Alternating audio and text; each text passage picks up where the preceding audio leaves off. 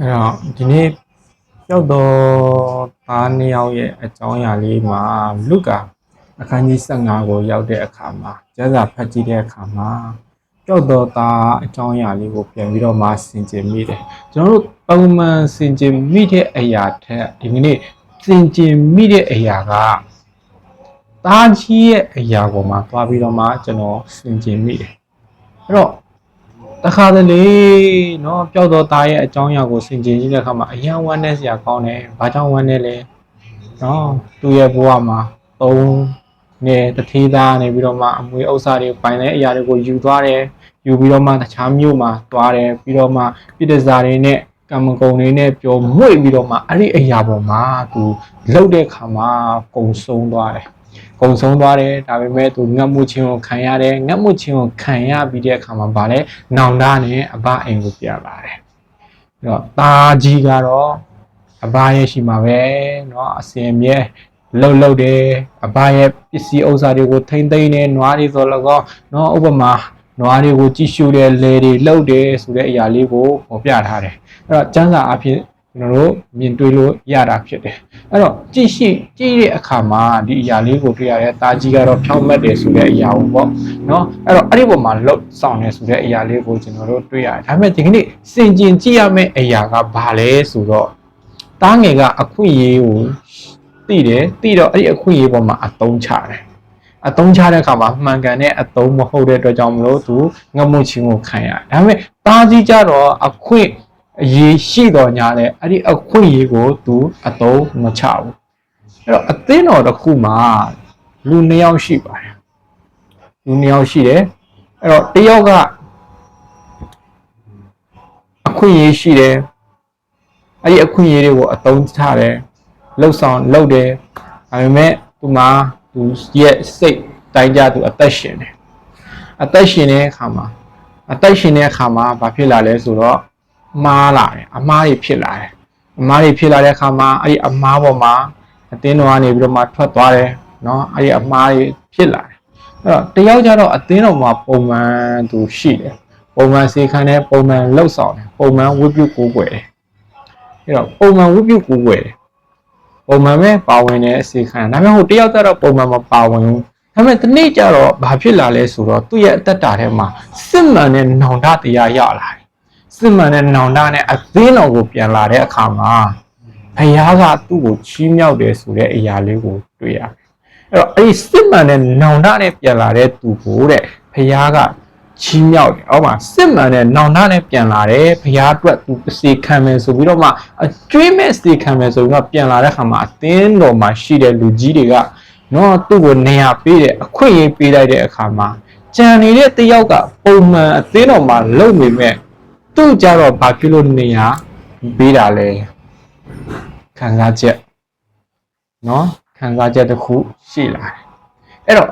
အဲ့ဒီရောက်ကိုစင်ကျင်တဲ့အခါမှာတားကြီးကလည်းထုံပြီးတူပဲဒီနေ့တားငယ်ပြန်လာတယ်နော်စီဖြိုးတော့နွားကိုတက်ပြီးတော့မှပွဲလုတ်ကြွေတယ်ဆိုတဲ့အရာပေါ်မှာ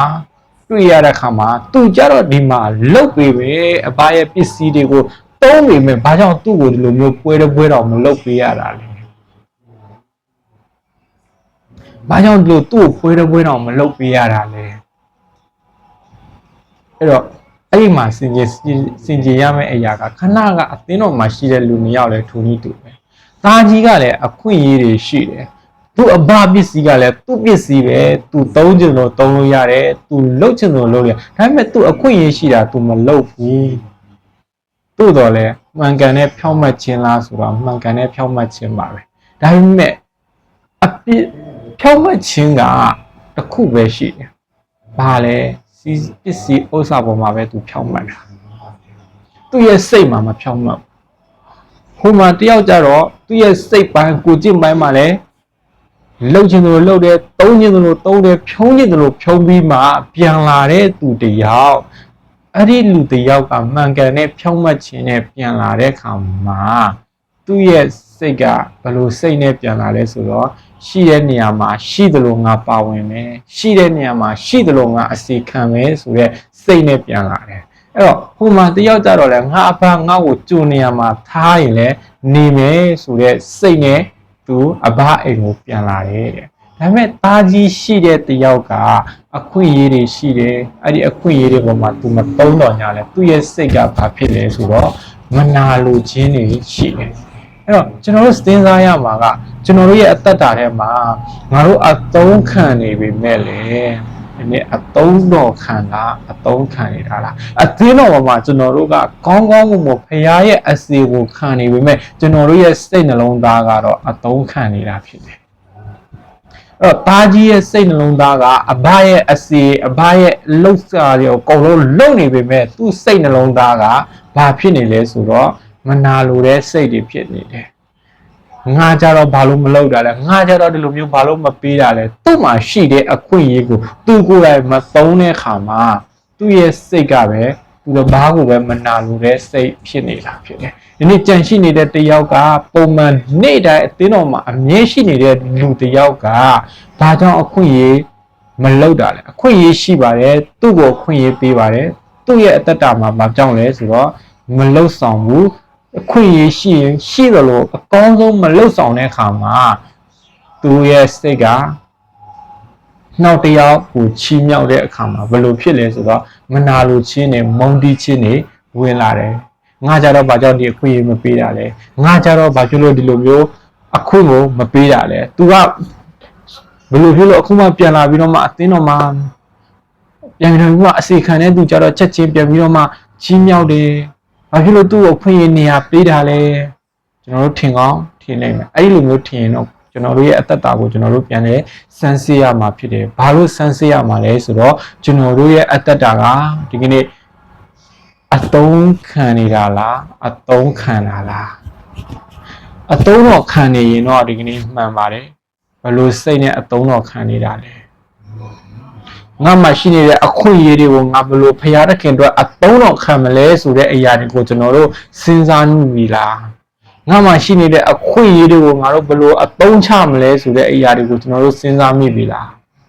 ဒီကနေ့အဘအိမ်တော်မှာရှိတဲ့သူတွေဒီကနေ့အသင်းတော်မှာကျွန်တော်တို့ရှိနေခြင်းအသင်းတော်ကကျွန်တော်တို့အတွက်အကောင်းဆုံးကျွန်တော်တို့လှုပ်ဆောင်ရမယ့်အရာတွေဖြစ်ပါတယ်ကျွန်တော်တို့ဘက်မှာတတ်နိုင်ဆုံးစူးစမ်းဖို့ရအတွက်အခွင့်အရေးကိုပေးထားပြီးသားပဲအဲ့ဒီပုံမှာကျွန်တော်တို့အကောင်းဆုံးစူးစမ်းပြီးတော့မှကျွန်တော်တို့အသက်ရှင်ဖို့ရန်အတွက်လိုအပ်တယ်အဲ့ဒီအရာပေါ်မှာကျွန်တော်တို့အသက်ရှင်ဖို့အကောင်းဆုံးကျွန်တော်တို့မလှုပ်ဆောင်မှုဆိုရင်တော့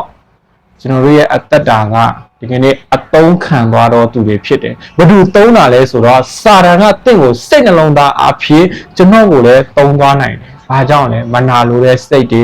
အဲ့ဒီအရာကိုပြီးနိုင်တာကစာတန်ပဲဖြစ်တယ်